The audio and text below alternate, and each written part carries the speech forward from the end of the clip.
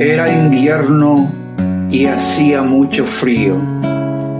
El viento chocaba contra mi cara. Caminaba yo en silencio y refugiado en mi abrigo me apretaba el dolor de tu ausencia.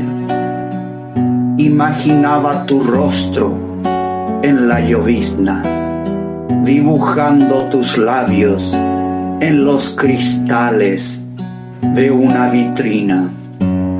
Aún palpo tus manos en las mías, aún tengo el perfume de tus cabellos. Escribo con mis dedos tus recuerdos, sin pensar siquiera en el tiempo. No siento que me hayas abandonado, pero sí que no comprendas que lo que busco de ti es amor. Qué lástima, ¿verdad?